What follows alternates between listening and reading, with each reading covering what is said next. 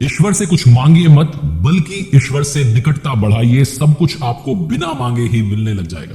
16वें अध्याय के अंत में भगवान श्री कृष्ण अपने सखा, अपने मित्र, अपने शिष्य अर्जुन से कहते हैं कि काम, क्रोध और लोभ को जब त्याग देता है मनुष्य, तो कर्म का आरंभ होता है। कर्म जो है गीता वाला, वो कर्म है ध्यान, वो कर्म है मेडिटेशन, वो कर्म है चिंतन। उस कर्म का आरंभ होता है जब काम, क्रोध, लोभ को कोई त्याग देता है। भगवान श्री कृष्ण ये भी कहते हैं कि क्या करना चाहिए, क्या नहीं करना चाहिए। तो ऐसी स्थिति में शास्त्र जो है वही सबसे बड़े प्रमाण है। और कौन सा शास्त्र? तो कहते हैं इति गुह्यातमम शास्त्रम विद मुक्तम मया नघ। यही गीता शास्त्र जिसके बारे में बात हो रही है।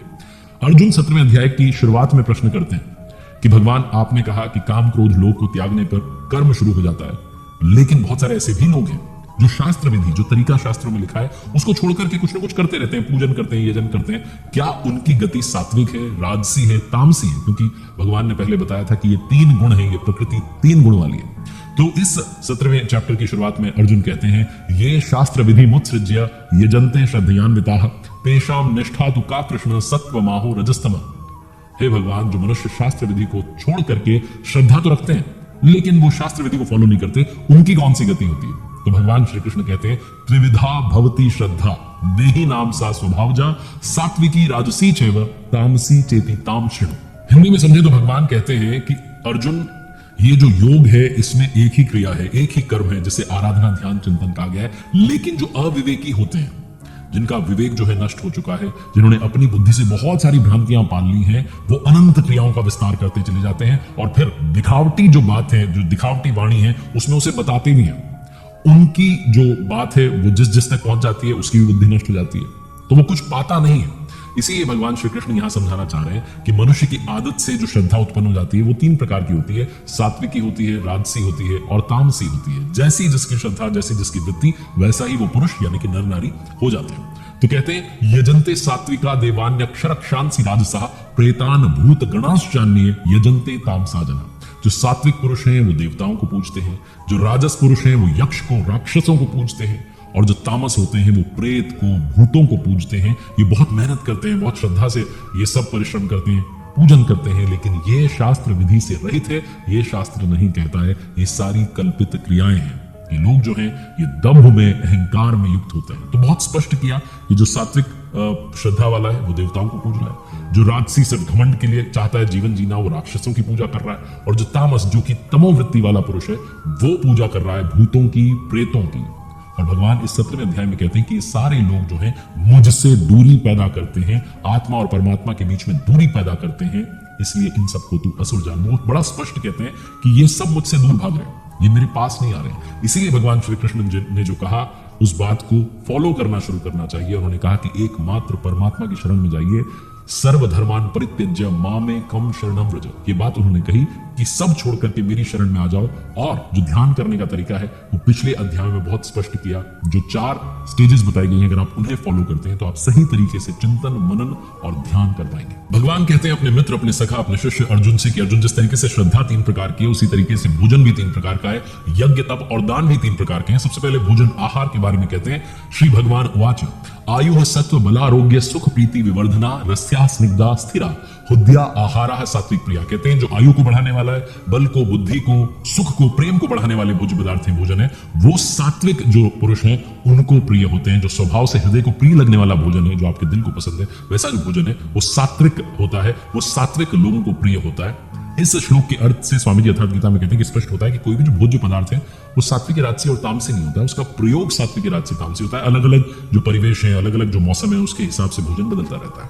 आगे भगवान श्री कृष्ण जो है राजसी पुरुषों को कैसा भोजन प्रिय होता है, तो उस पर कहते हैं कि राजसी जो लोग हैं उनको कड़वे, खट्टे, नमकीन, गर्म, तीखे, रूखे, दुख पैदा करने वाले जो भोजन है, जो आपके स्वास्थ्य को खराब करने वाला भोजन है, वो प्रिय होता है। तामसी जो लोग होते हैं उनको रस रहित, जिसमें रस नहीं है, जो बासी है, जो बहुत देर का बना हुआ है, झूठा है, अपवित्र है, ऐसा भोजन प्रिय होता है। तो ये भोजन के 3 प्रकार श्रीमद् भगवद गीता में भगवान श्री कृष्ण बताते हैं। इसी तरीके से यज्ञ के बारे में, यज्ञ के 3 प्रकार बताते हैं। भगवान श्री कृष्ण कहते हैं कि यज्ञ भी सात्विक, राजसी और तामसी होता है। जो शास्त्र विधि वाला यज्ञ कर रहे हैं, जो ज्ञान योग से, चाहे निष्काम कर्म योग से भक्ति कर रहे हैं, ध्यान कर रहे हैं, श्वास प्रश्वास का यज्ञ कर रहे हैं, वो सात्विक कर रहे हैं। लेकिन जो सिर्फ दंभ, दिखावे के लिए, लोगों में एक माहौल बनाने के लिए कि लोग प्रशंसा करें कि देखो कितना अच्छा व्यक्ति है, जो सिर्फ दंभी है, घमंडी है, दिखावे के लिए यज्ञ कर रहे हैं, वो राजसी है। और जो शास्त्र विधि वाला यज्ञ नहीं कर रहे हैं, जो परमात्मा की भक्ति में नहीं है, वो भक्ति नहीं कर पा रहे हैं, वो मन को रोक नहीं पा रहे हैं, श्वास पर ध्यान नहीं लगा पा रहे हैं, वो जो यज्ञ कर रहे हैं वो तामस यज्ञ कहा जाता है। और ऐसा जो पुरुष होता है वो यज्ञ को जानता ही नहीं, उसकी जानकारी है ही नहीं। अब तप के बारे में बताते हैं तो कहते हैं देव द्विज गुरु प्राज्ञ पूजनम शौच मार्जवम ब्रह्मचर्य महिंसा च शारीरम तप उच्यते। कहते हैं कि परम देव परमात्मा पर जय प्राप्त करने वाले दिन सदगुरु और ज्ञानी जनों का पूजन, पवित्रता, सरलता, ब्रह्मचर्य, अहिंसा, ये शरीर संबंधी तप है। शरीर हमेशा वासनाओं की तरफ बहकता है, लेकिन इसे वापस लेकर के आना और भक्ति में लगाना, ये वो तप कहलाता है, शारीरिक तप। फिर कहते हैं कि उद्वेग ना पैदा करने वाला, किसी से झगड़ा पैदा ना हो, अच्छी बात हो, प्रिय बात हो, भगवान में भक्ति में लगने वाली जो बात है, जो भक्ति में बात है, ऐसी बात हो, जो इस तरीके की बात कर रहा है, नाम जप रहा है, ये वाणी वाला तप है। वाणी भी हमारे विचारों को व्यक्त करती रहती है, वो कई बार ऐसे विचारों को व्यक्त करती है जो हमारे मन को बहका रहे हैं, उस तरफ से समेट करके अगर आप भक्ति की तरफ लगाते हैं, परमात्मा की दिशा में लगाते हैं, तो ये वाणी वाला तप कहलाता है। मन के तप को भी बताते हैं कि मन का तप क्या होता है। तो मन जो है आपका प्रसन्न रहे, भगवान के अलावा, इष्ट के अलावा आप किसी और बारे में सोचे नहीं, मन आपका रुक जाए, अंतःकरण जो है वो पवित्र हो जाए, कोई और विचार ना आए, ये मन संबंधी तप होता है। शरीर, वाणी और मन, इन तीनों का तप मिलाकर के सात्विक तप कहलाता है। फिर जो फल को नहीं चाह रहा है, भक्ति कर रहा है, वो सात्विक तप कर रहा है। जो सत्कार के लिए, घमंड के लिए, पाखंड के लिए तप कर रहा है, वो चंचल फल वाला तप कर रहा है, उसे फल भी चाहिए, वो राजस तप है। और जो सिर्फ मूर्खता से, हट से मन को, वाणी को, शरीर को पीड़ा दे रहा है, दूसरों का अनिष्ट करना चाहता है, बदले की भावना से आगे बढ़ रहा है, वो तप तामस कहा गया है। अब दान के बारे में बताते हैं। भगवान श्री कृष्ण कहते हैं दातव्य मिति यद्दानम दीयते अनुपकारिणे देशे काले च पात्रे च तद्दानम सात्विकम स्मृतम। कहते हैं दान देना ही कर्तव्य है, ये हमारा कर्तव्य। इस भाव से जो दान दिया जाता है, स्थान, समय और सत्य पान, यानी कि जो सही उसको भोगने वाला है, जिसको वाकई में आवश्यकता है, ऐसा अगर कोई व्यक्ति मिलता है, उसको जब दान दिया जाता है, बदले में उपकार की भावना की मुझे दुआएं मिलेगी, इस भावना से भी रहित होकर दिया जाता है, वो दान सात्विक कहा जाता है। लेकिन जिसमें दान दे रहे हैं और हमें फल चाहिए, वो दान राजस है। और जिसमें झिड़क करके लेके चला जा, इस तरीके से जो डांट डपट करके दान देता है कि चलो आगे बढ़ो, वो दान तामस कहलाता है। भगवान श्री कृष्ण के अर्जुन जो है प्रिय शिष्य हैं, इसलिए पूछा तो गया था सिर्फ श्रद्धा के बारे में, लेकिन वो यज्ञ के बारे में बता देते हैं, तप के बारे में बता देते हैं, दान के बारे में बता देते हैं, आहार के बारे में बता देते हैं, और अंत में कहते हैं ओम तत् सत। आपने सुना होगा, अक्सर हम कहते भी हैं और सुनते भी हैं, हरि ओम तत्सत। तो ओम तत् और सत जो है ये क्या है? भगवान श्रीमद् भगवद गीता में बड़ा स्पष्ट करते हैं, ओम तत्सदिति निर्देशो ब्रह्मणस्त्रिविधः स्मृतः ब्राह्मणास्तेन वेदाश्च यज्ञाश्च विहिताः पुरा।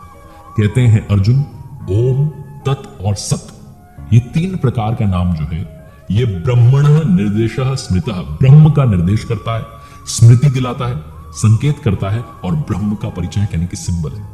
इसी से पूर्व में ब्राह्मण, वेद और यज्ञ जो हैं रचे गए हैं, यानी कि ब्राह्मण, यज्ञ और वेद जो हैं ओमकार से पैदा होते हैं, ये योग से पैदा होते हैं, ओम के चिंतन से पैदा होते हैं, और कोई तरीका नहीं है। पीछे भी बहुत क्लियर किया कि ब्राह्मणत्व जो है उसे अर्जित किया जाता है, उस तक पहुंचा जाता है, वो एक स्टेज है, वो एक स्थिति है। यहां कहते हैं आगे, तस्मादो मृत्युदाहृत्य यज्ञ दान तपः क्रिया प्रवर्तन्ते विधानोक्ता सततम ब्रह्मवादिनाम। यानी कि ब्रह्म का कथन करने वाले जो पुरुष हैं, वो जो कि शास्त्र विधि से नियत की हुई यज्ञ, दान और तप की क्रियाएं करते हैं, वो ओम नाम के उच्चारण करके ही करते हैं, जिससे कि ब्रह्म का, प्रभु का स्मरण हो जाए। तो ओम जो है वो परमात्मा का परिचायक है, उनका सिंबल है, उनके बारे में बताता है। ओम के बारे में बता दिया, अब तत् के बारे में बताते हैं। कहते हैं तदित्यन भिसंधाय फलम यज्ञ तपः क्रिया दान क्रियाच विविधा क्रियन्ते मोक्षकांक्षी भी। तत् का मतलब है कि वो जो परमात्मा है, वो जो सुपर नेचुरल पावर है, जिन्हें आप परमात्मा कहते हैं, इष्ट कहते हैं, प्रभु कहते हैं, भगवान कहते हैं, वो तत् का मतलब है वो सर्वत्र है। इस भाव से जो फल को नहीं चाहता है और जो शास्त्र विधि है उसको फॉलो करता है, उसको बचता है, वो भगवान तक पहुंचने के लिए सबसे पहले उपयुक्त व्यक्ति होता है। तो तत्व जो शब्द है वो परमात्मा के लिए समर्पण बताता है कि हम जब करें ओम का, और जितनी भी क्रियाएं हैं, यज्ञ करना है, दान करना है, तप करना है, वो उन पर जो तत्व हैं उन पर निर्भर होकर के करें, जो कि सर्वत्र व्याप्त हैं। और अब सत के बारे में बताते हैं। श्री भगवान उवाच सद्भावे साधुभावे च सदित्य तत्प्रयुज्यते प्रशस्ते कर्मणि तथा सच्छद्दः पार्थ युज्यते। कहते हैं सत के बारे में कि सत क्या है? क्योंकि जब गीता प्रारंभ होती है, श्रीमद् भगवद गीता की शुरुआत होती है, तो अर्जुन कहता है कि कुल धर्म ही शाश्वत है, सत्य है। तो भगवान कहते हैं अज्ञान कहां से हो गया, आत्मा ही सत्य है, आत्मा ही सनातन है, आत्मा ही शाश्वत है, ये वो बताते हैं। बहुत सारे लोग कहते हैं कि ये शरीर मेरा है। जब आपका शरीर आपका हो ही नहीं सकता है, क्योंकि खुद आपको इसे छोड़ करके जाना। लोग कहते हैं कपड़े मेरे हैं, जब शरीर आपका नहीं है तो कपड़े आपके कैसे हो सकते हैं। लोग कहते हैं घर मेरा है, आप मेहमान हैं। आपकी जो आत्मा है वो अजर अमर है, यही एकमात्र सत्य है। और हमारा कर्तव्य है कि क्योंकि हमें ये मनुष्य जीवन मिला है, तो हम अपनी आत्मा को परमात्मा तक लेकर के जाएं, उसका उद्धार करें। ये आत्मा ही सत्य है, यही भगवान श्रीमद् भगवद गीता में बार बार स्पष्ट करते हैं। तो हरि ओम तत्सत का मतलब हुआ, हरि यानी कि प्रभु जो हैं उनका नाम है ओम, तत् का मतलब वो सर्वत्र हैं, और यही एकमात्र सत्य है जो कि कहा जाता है हरि ओम तत्सत। अंत में श्रीमद् भगवद गीता के इस चैप्टर 17 में 17वें अध्याय में 17 अध्याय में भगवान कहते हैं कि जो भी हम कर रहे हैं उसके लिए श्रद्धा बहुत आवश्यक है। बिना श्रद्धा के किया हुआ हवन, दिया हुआ दान, तपा हुआ तप, जो कुछ भी कर्म कर रहे हैं वो सारा का सारा असत कहा जाता है। उसका ना तो यहाँ कोई फायदा मिलना है, ना परलोक में कोई फायदा मिलना है। इसलिए समर्पण के साथ श्रद्धा बहुत आवश्यक है, बहुत जरूरी है। और इसीलिए ये जो 17 अध्याय इसका नाम है श्रद्धा त्रय विभाग योगो नाम 17 अध्याय।